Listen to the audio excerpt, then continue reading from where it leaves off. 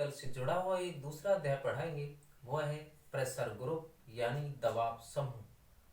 जानेंगे कि दबाव समूह क्या है, दलों से कैसे भिन्न है और इनकी तकनीक क्या है, तरीके क्या हैं, साधन कौन से अपनाते हैं और शासन में इनकी क्या भूमिका होती है। कई चीजें जो हमें जाननी है कि राजनीतिक दलों से ये दबाव समूह कैसे भिन्न है, वो भी जानना है। तो सबसे पहली चीज जानने की यह है कि जो दबाव समूह होते हैं, जैसे शासन में दलों की भूमिका होती है, राजनीतिक व्यवस्था में दलों की भूमिका होती है, वह अप्रत्यक्ष रूप से कहीं न कहीं दबाव समूह की भी भूमिका देखने को मिलती है।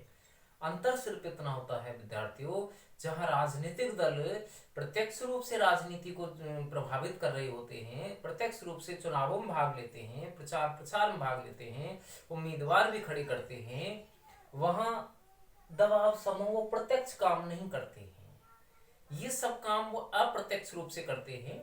हालांकि वो चुनाव में अपने ना तो उम्मीदवार खड़े करते हैं, ना कोई एक तरीका से दलों के लिए कोई जो मानव चंदा वसूल करने का काम करते हैं, लेकिन अप्रत्यक्ष रूप से राजनीति को जरूर प्रभावित करते हैं। दबाव समूह के जो नेता होते हैं वो लॉबीज में जाते हैं और अपने नेताओं से, मंत्रियों से मिलकर के अपनी हितों को, अपनी नीतियों को और अपनी मांगों को पूरा कराने का प्रयास भी करते हैं। तो राजनीतिक प्रक्रिया में दबाव समूह की भी महत्वपूर्ण भूमिका होती है। दबाव समूह जिनको हम प्रेशर ग्रुप भी कहते हैं, क्या कहते हैं, प्रेशर ग्रुप। ये एक तरीका से जो मानो कि दबाव बनाते हैं, प्रेशर बनाते हैं अपने हितों को पूरा करने के लिए। ठीक है ना विद्यार्थियों, और इसीलिए इनका नाम दबाव समूह पड़ा है। इन दबाव समूह को हम अनौपचारिक संगठन भी कहते हैं, इनको हितबद्ध गुट भी कहते हैं, इनको प्रभावक गुट भी कहते हैं, हितबद्ध गुट भी कहते हैं। तो प्रभावक गुट, हितबद्ध गुट, अनौपचारिक संगठन, ये इनके कई नाम हो जाते हैं। कई बार हम दबाव समूह में और हित समूह में अंतर नहीं कर पाते हैं, क्योंकि दबाव समूह और हित समूह में थोड़ा ही अंतर है। जब कोई व्यक्ति की मांग, जिससे वो व्यक्ति जुड़ा हुआ है, जिससे उसका हित जुड़ा हुआ है, जब वह एक बड़ा रूप धारण कर लेती है, यूं कहें कि जब वो राजनीतिक प्रक्रिया का रूप धारण कर लेती है, तो वह हित समूह दबाव समूह का रूप धारण कर लेता है। दूसरे शब्दों में ये समझो कि जब व्यक्तियों के हित राजनीतिक प्रक्रिया को प्रभावित करने लग जाते हैं और सरकार पर दबाव बनाने लग जाते हैं, तो वह हितबद्ध गुट या हित समूह दबाव समूह के रूप में जाने जाते हैं। आज हम देखते हैं, आज बहुत सारे दबाव समूह हैं। विद्यार्थियों के भी दबाव समूह हैं, किसानों के भी हैं, कर्मचारी संगठनों के भी हैं, मजदूर वर्ग के भी हैं। तो ये बहुत सारे दबाव समूह बने हुए हैं, जिनको हम एक बहुत बड़े दबाव समूह के रूप में आपने नाम सुना होगा। एक है फिक्की। फिक्की एक तरीका से व्यापारिक संगठन रहा है, एक तरीका से औद्योगिक पतियों का एक संगठन रहा है, और इसकी महत्वपूर्ण भूमिका हम दबाव समूह के रूप में देखते हैं। विद्यार्थियों की हम बात करें तो ये नाम आते हैं यहाँ पर ABVP, अखिल भारतीय विद्यार्थी परिषद, अखिल भारतीय विद्यार्थी परिषद, और आता है NSUI, नेशनल स्टूडेंट यूनियन। तो ये NSUI है, इंडियन नेशनल स्टूडेंट यूनियन। ऐसे इंडियन है, इंडियन नेशनल स्टूडेंट यूनियन। तो भारतीय विद्यार्थी, अखिल भारतीय विद्यार्थी परिषद। तो अखिल भारतीय विद्यार्थी परिषद, NSUI, राष्ट्रीय विद्यार्थी परिषद, ये सब किसके नाम हैं? ये समूह के नाम है, विद्यार्थी समूह के नाम है। ऐसे ही एक विद्यार्थी समूह के अलावा और जैसे किसानों की हम बात करें तो किसान यूनियन है, मजदूर यूनियन है।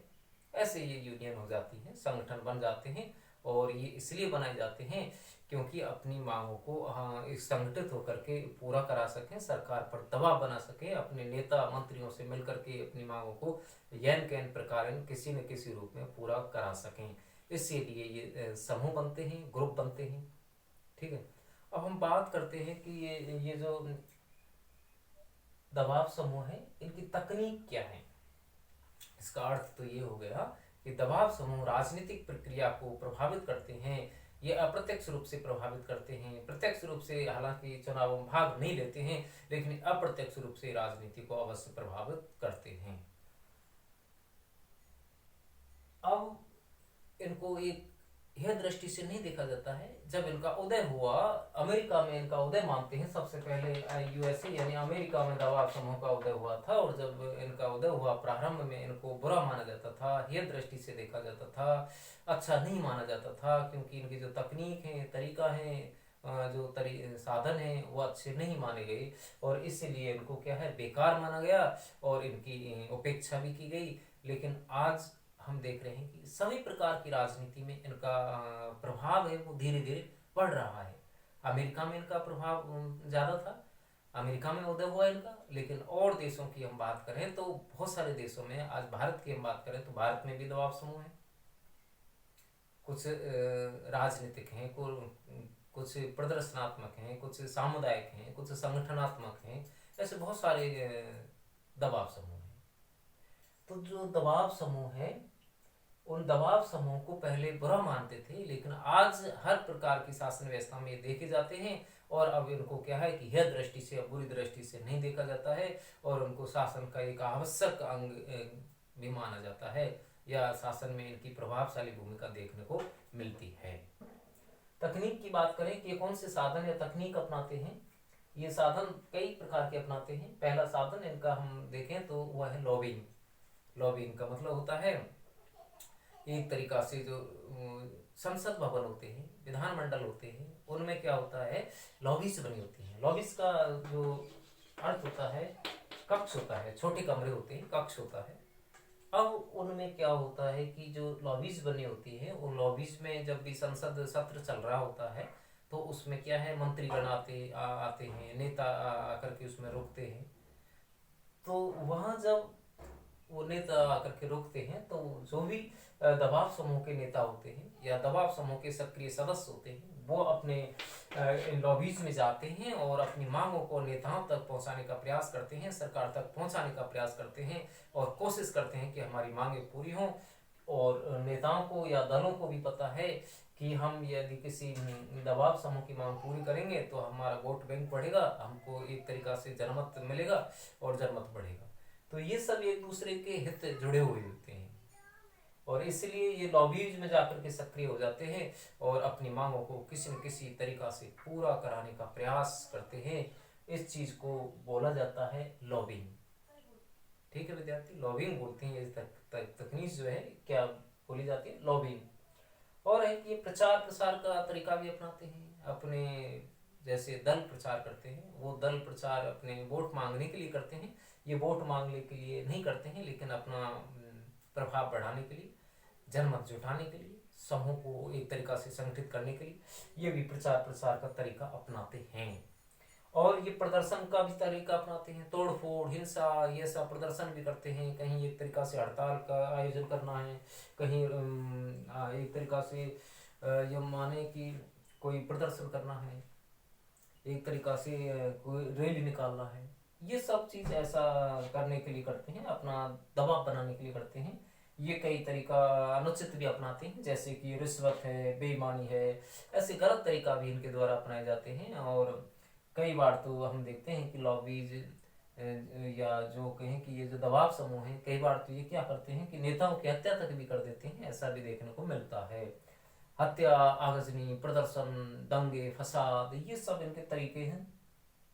और क्या करते हैं, ये गोष्ठियां भी करते हैं, सेमिनार आयोजित करते हैं समय समय पर। क्या है कि उसमें नेताओं को बुलाते हैं और अपनी मांगों को किसी न प्रकार से पूरा कराने का भी प्रयास करते हैं। तो ये क्या करते हैं, गोष्ठियों का भी आयोजन करते हैं, सेमिनार करते हैं, कहने का मतलब। और एक इनकी जो बात और देखने को मिलती है वो ये है कि ये संसद सदस्यों के मनोनयन में भी रुचि रखते हैं।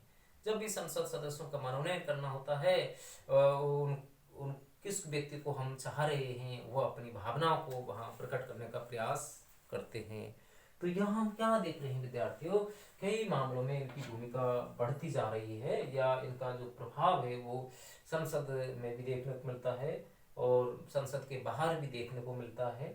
ये अपने हितों को पूरा करने के लिए आंकड़े भी प्रकाशित करते हैं, सभी तरीका की आंकड़े रखते हैं, तथ्य रखते हैं कि सरकार ने क्या किया है, कितना विकास कार्य किया है, कितनी योजनाएं चलाई हैं, उन सब से जुड़े ये सारे तथ्य रखते हैं, आंकड़े रखते हैं और उनका प्रदर्शन करते हैं ताकि वो जनमत को जुटा सकें, अपनी मांग को पूरा करा सकें, जनता को अवगत करा सकें कि क्या सरकार कर रही है, क्या जनता की मांगे हैं। ये सब करने के लिए ये आंकड़े भी प्रकाशित करते रहते हैं। तो यहाँ हमने कुछ बातें यहाँ क्या की कि दबाव समूह होते हैं, और अब तो इनको एक अच्छा रूप भी प्राप्त हो गया है। एक समय ऐसा था जब इनको यह दृष्टि से देखा जाता था। अरल लेथम ने एक परिभाषा के रूप में कहा है कि एक समय ऐसा था जब इनको क्या है कि यह दृष्टि से देखा जाता था और ये माना जाता था कि क्या कूड़ा करकट ढोने वाले क्या राजनीति शास्त्र के देहता लोग इस तरीका के दबाव समूह के रूप में भी सक्रिय हो सकते हैं। लेकिन आज वो जो जिनको है दृष्टि से देखा जाता था वो आज राजनीति में काफ़ी प्रभावशाली भूमिका दबाव समूह के रूप में बनाते हैं। तो यहाँ हमने ये कुछ तकनीकें हम बताई कि ये प्रचार प्रसार, प्रदर्शन, रिश्वत, बेईमानी, हत्या, आगजनी, तोड़फोड़, संसद सदस्यों के मनन में रुचि, आंकड़े प्रकाशित करना, ये सब इनके तरीका है जो इससे अपनी ताकत को बढ़ा सके। तो यहाँ हमने क्या बात जानी कि राजनीतिक दलों की तरह दबाव समूह भी होते हैं और वो शासन को अप्रत्यक्ष रूप से प्रभावित करने का भी प्रयास करते हैं। अब हम दबाव समूह के कुछ प्रकार भी पढ़ेंगे और दबाव समूह की कुछ और भी बातें हैं। अंतर और आएगा इसमें कि राजनीतिक दल में और दबाव समूह में क्या अंतर है। प्रश्न आता है दबाव समूह कितने प्रकार के होते हैं, राजनीतिक दल और दबाव समूह में अंतर भी लिखें। तो यहाँ हम अंतर को भी देखेंगे कि राजनीतिक दल में और दबाव समूह में क्या अंतर है, और भी कुछ बातें होंगी।